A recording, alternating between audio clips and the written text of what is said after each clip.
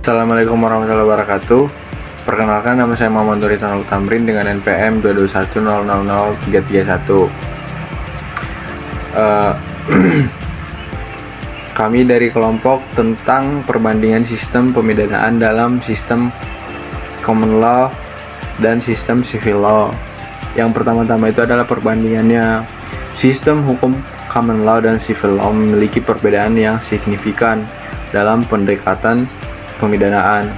Keduanya mencerminkan tradisi hukum yang berbeda. Mari kita telaah perbandingan kedua sistem ini secara mendalam.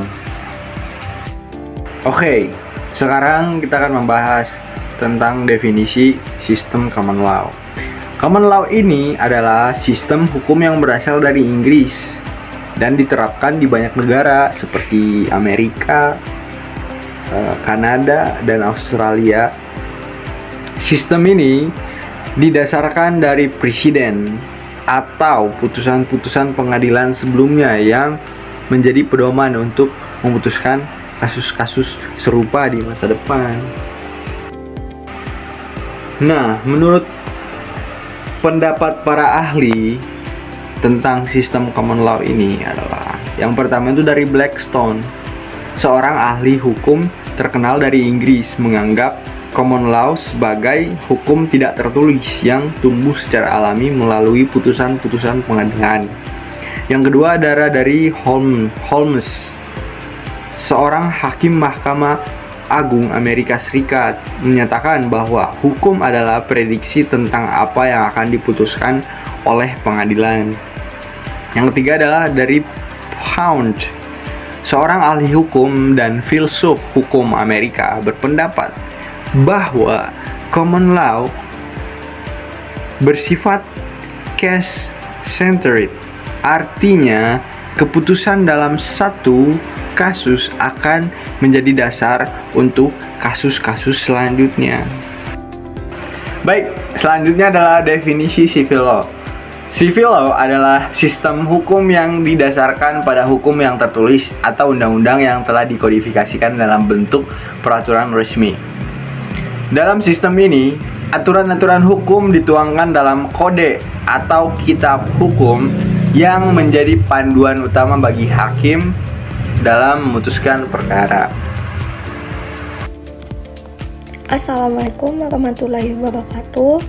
Halo, perkenalkan nama saya Siti Anissa dengan NPM 221000355. Baik, di sini saya akan melanjutkan penjelasan materi. Berikut ada beberapa pendapat para ahli dalam sistem civil law.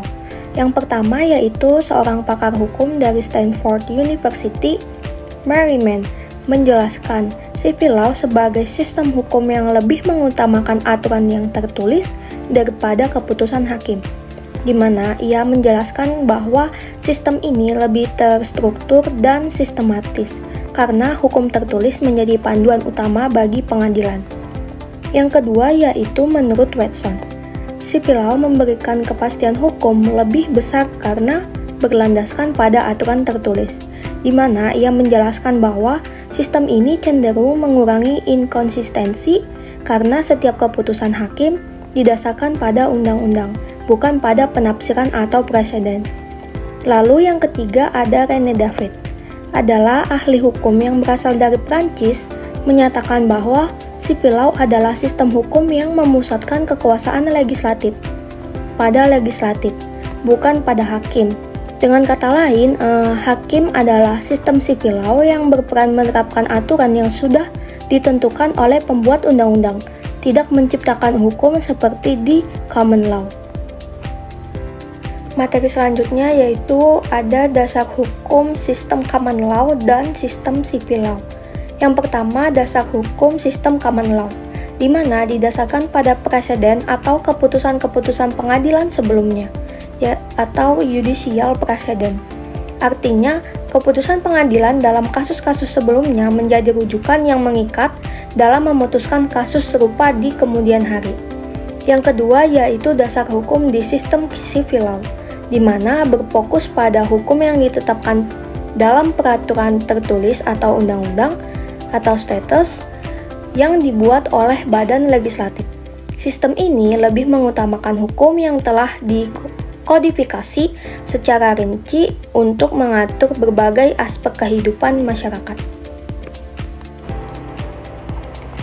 Materi selanjutnya yaitu pemidanaan dalam sistem common law dan sistem civil law. Yang pertama yaitu pemidanaan dalam sistem common law. Didasarkan pada preseden atau keputusan-keputusan pengadilan sebelumnya. Keputusan hakim sebelumnya menjadi acuan dalam menentukan hukuman yang sesuai untuk kejahatan yang serupa. Yang dimana jika seorang hakim telah menjatuhkan hukuman tertentu untuk jenis kejahatan yang sama, hakim lain akan merujuk pada keputusan itu ketika menentukan hukuman dalam kasus baru yang serupa. Ini membantu menjaga konsisten dan keadilan dalam sistem hukum. Selanjutnya, pemidanaan dalam sistem hukum sipil law lebih mengutamakan undang-undang tertulis yang telah ditetapkan dalam kode hukum. Hakim berperan untuk menetapkan undang-undang tersebut dalam kasus yang dihadapi. Hakim tidak membuat keputusan berdasarkan kasus sebelumnya, tetapi mereka harus mengikuti aturan yang sudah ada di dalam undang-undang. Jadi, peran hakim adalah menerapkan dan menafsirkan undang-undang tersebut untuk kasus yang sedang dihadapi, memastikan bahwa semua keputusan sesuai dengan ketentuan hukum yang telah ditetapkan. Nah, di sini saya akan menjelaskan proses peradilan dalam sistem hukum common law. Yang pertama yaitu ada pra peradilan, di mana tahap persiapan yang melibatkan pengumpulan bukti dan negosiasi plea bargaining, yang dimana juri dipilih untuk kasus-kasus tertentu. Selanjutnya ada persidangan, di mana proses adversarial, di mana penuntut dan pembela mempresentasikan kasus dan juri dan hakim mendengarkan argumen dan bukti. Selanjutnya ada putusan. Setelah mempertimbangkan semua bukti dan argumen, hakim memberikan putusan berdasarkan interpretasi undang-undang. Selanjutnya yaitu ada banding. Pihak yang tidak puas dengan keputusan dapat mengajukan banding ke pengadilan yang lebih tinggi. Nah, selanjutnya ada proses peradilan dalam sistem hukum sipil law. Yang pertama ada investigasi, di mana hakim atau penyidik memimpin penyelidikan dengan mengumpulkan bukti secara sistematis sebelum persidangan dimulai. Yang kedua yaitu ada jawaban, di mana tergugat memberikan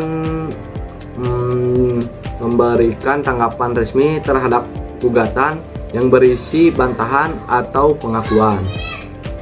Selanjutnya yaitu ada proses persidangan, proses yang lebih formal dan tertulis.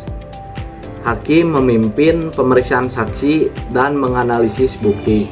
Selanjutnya yaitu ada putusan, di mana hakim telah mempertimbangkan semua bukti dan argumen, dan hakim memberikan keputusan yang sifatnya mengikat. Yang terakhir ada upaya hukum, di mana pihak yang tidak puas dengan keputusan dapat mengajukan banding ke pengadilan lebih tinggi untuk mendapatkan peninjauan ulang.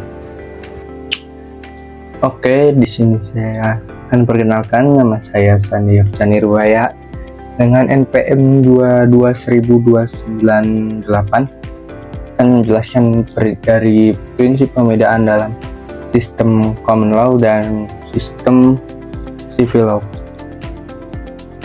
Untuk prinsip pembedaannya di sini ada prinsip legalitas, nullum crimen nulla poena sine lege.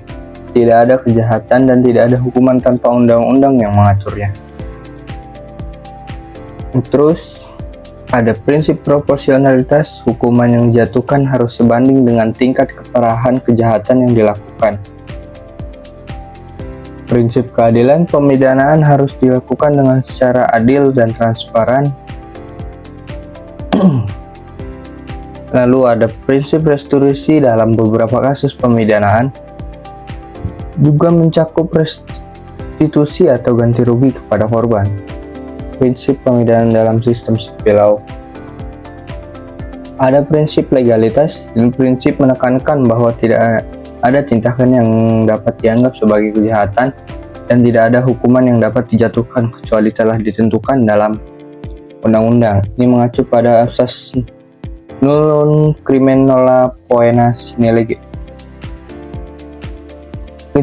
Keadilan restorasi fokus pada pemulihan kerusakan akibat kejahatan, mediasi, dan kompensasi korban sering diutamakan. Prinsip pembuktian yang berimbang bahwa proses pemidanaan terdapat prinsip bahwa pihak-pihak yang terlibat harus dapat mengajukan argumen dan bukti.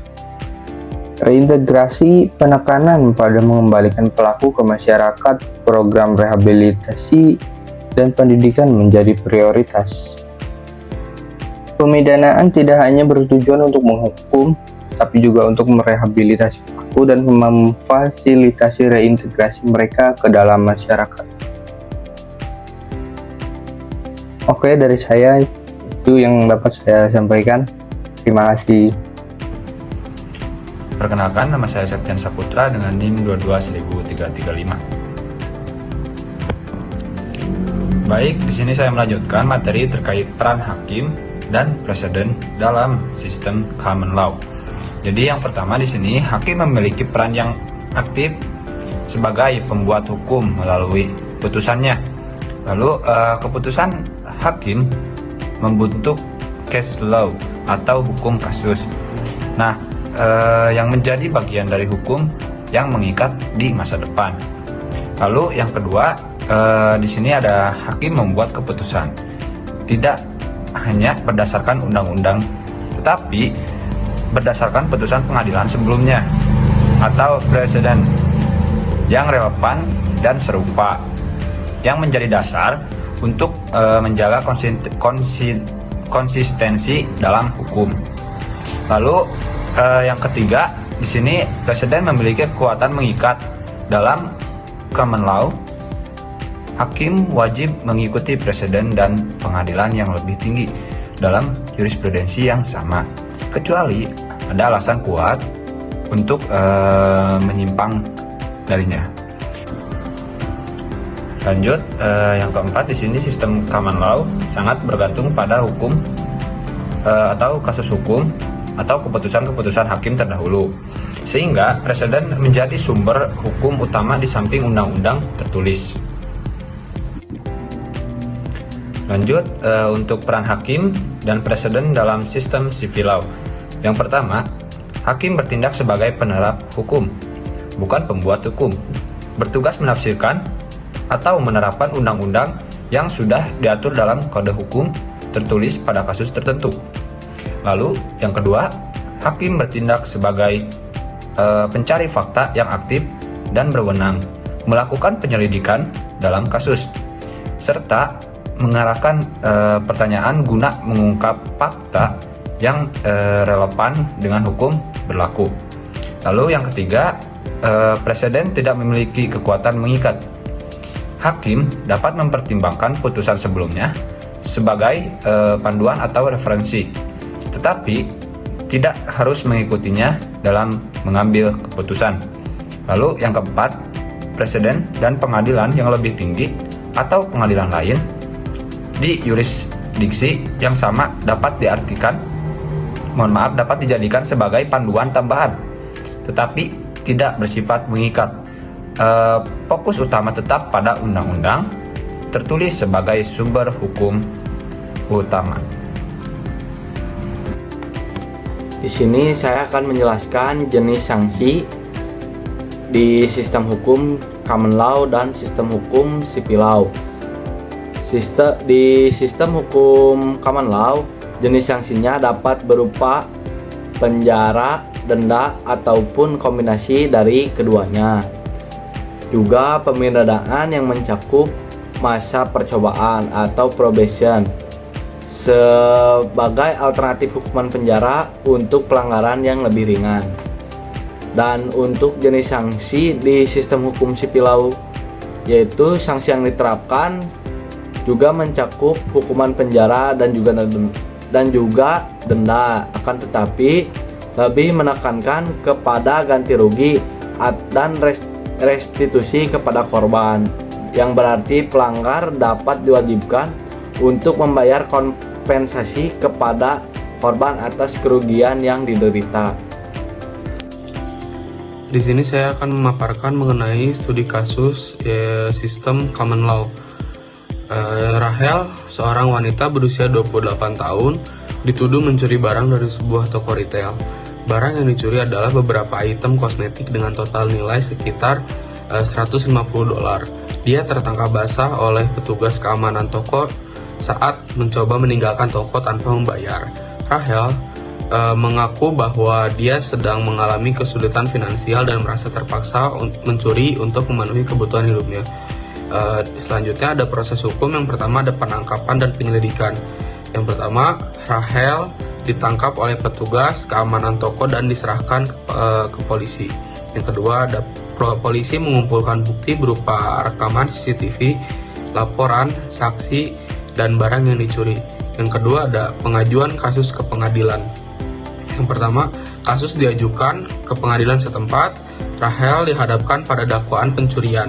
Yang kedua, pengacara Rahel mengajukan pembelaan yang menyatakan bahwa tindakan tersebut merupakan hasil dari tekanan finansial dan tidak ada niat jahat. Yang ketiga, ada sidang pengadilan. Yang pertama, sidang dihadiri oleh hakim dan juri. Jaksa penuntut umum menghadirkan bukti dan saksi termasuk petugas keamanan yang menangkap Rahel. Yang kedua, ada pengacara Rahel mengajukan argumen mitigasi, menyampaikan bahwa Rahel tidak memiliki catatan kriminal sebelumnya dan berada dalam situasi sulit. Selanjutnya di sini ada penerapan presiden. Yang pertama, hakim mempertimbangkan kasus-kasus sebelumnya yang serupa, misalnya dalam kasus State v. Johnson, di mana pelaku yang memiliki alasan yang dapat dipahami untuk mencuri dijatuhi hukuman yang lebih ringan. Yang kedua, hakim juga melihat apakah ada elemen rehabilitasi yang bisa diterapkan dalam kasus Rahel. Yang kedua, ada putusan dan pemidanaan. Setelah mendengarkan argumen dari kedua belah pihak, juri memutuskan bahwa Rahel bersalah melakukan pencurian. Yang kedua, pemidanaan. Hakim memutuskan untuk menjatuhkan hukuman percobaan selama 1 tahun dengan syarat Rahel harus mengikuti program rehabilitasi keuangan dan melakukan 40 jam layanan masyarakat. Yang ketiga, ada peran hakim. Poin yang pertama, berperan penting dalam mengarahkan sidang dan menafsirkan hukum yang berlaku. Yang kedua, ada hakim mengambil keputusan akhir tentang hukuman. Mempertimbangkan presiden serta argumen mitigasi dari pengacara Rahel. Dalam hal ini, hakim menunjukkan fleksibilitas dalam hukuman dengan menekankan rehabilitasi daripada hukuman penjara yang ketat berdasarkan situasi unik Rahel ini. Selanjutnya di sini saya akan menjelaskan studi kasus mengenai sistem civil law. Budi dan Yanti adalah pasangan suami istri yang telah hidup bersama selama 30 tahun.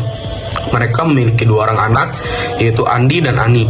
Selama hidupnya, Budi dan Yanti telah mengumpulkan banyak harta, mulai dari rumah, tanah, hingga sejumlah besar uang tunai.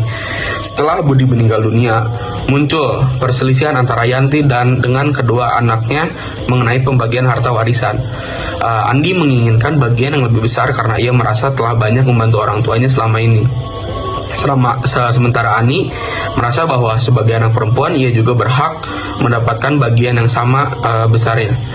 Proses hukumnya yang pertama yaitu pengajuan gugatan. Yanti sebagai ahli waris yang sah mengajukan gugatan ke pengadilan untuk meminta pembagian harta warisan sesuai dengan ketentuan hukum. Dalam hal ini, Yanti menyatakan bahwa semua ahli waris berhak mendapatkan bagian yang sama menurut hukum waris yang berlaku. Yang kedua ada penyelidikan. Pengadilan meminta kedua belah pihak, Yanti, Andi, dan Ani, untuk mengumpulkan dan mengajukan bukti yang mendukung klaim masing-masing. Bukti yang dapat diajukan surat wasiat, jika ada dokumen kepemilikan harta, sertifikat tanah, atau akta rumah. keterangan saksi yang dapat mendukung klaim mereka mengenai perjanjian atau pembagian harta. Yang ketiga, ada pengajuan kasus ke pengadilan. Poin pertama, sidang pengadilan. Setelah gugatan diajukan, pengadilan menjadwalkan sidang untuk mendengarkan argumen dari semua pihak. Poin kedua, pengacara dan argumen, di mana setiap pihak diwakili oleh pengacara yang akan mengajukan argumen dan bukti masing-masing. Lalu selanjutnya ada sidang pengadilan. Poin pertama, hakim mendengarkan kesaksian dari masing-masing pihak dan memeriksa bukti yang diajukan. Poin kedua, ada pihak-pihak membahas secara terbuka klaim mereka, termasuk kontribusi masing-masing terhadap orang tua selama hidup budi. Yang kedua, ada pertimbangan hakim. Di sini poin pertamanya, hakim menganalisis undang-undang yang berlaku mengenai warisan, termasuk ketentuan tentang hak waris bagi anak laki-laki dan perempuan. Poin kedua, jika tidak ada wasiat, hakim akan merujuk pada hukum waris yang berlaku untuk menentukan pembagian harta. Dalam banyak sistem hukum, anak laki-laki dan perempuan biasanya memiliki hak yang sama, tetapi ini bisa bervariasi tergantung pada undang-undang yang berlaku. Yang kedua, ada putusan. Poin pertamanya, setelah mempertimbangkan semua bukti dan argumen, hakim mengeluarkan putusan tentang pembagian harta warisan. Jika tidak ada kesepakatan, hakim mungkin memutuskan untuk membagi harta secara merata antara Siti, Andi, dan Ani, atau menetapkan bagian yang berbeda berdasarkan kontribusi yang telah diberikan. Poin kedua, jika salah satu pihak merasa tidak puas dengan putusan tersebut, mereka dapat mengajukan banding ke pengadilan yang lebih tinggi. Yang ketiga, ada peran hakim. Poin pertamanya, hakim memimpin sidang dan memastikan semua pihak mendapatkan kesempatan untuk menyampaikan argumen dan bukti mereka dengan adil. Ia juga bertugas menafsirkan undang-undang yang berlaku dan memahami bagaimana hukum itu bekerja dalam kasus ini. Di poin kedua, ada hakim menganalisis bukti yang diajukan oleh setiap pihak dan menilai relevansi serta kekuatan bukti tersebut. Selain itu, hakim menggunakan hukum yang berlaku dan merujuk pada preseden jika perlu untuk memastikan keadilan dalam putusannya. Terima kasih.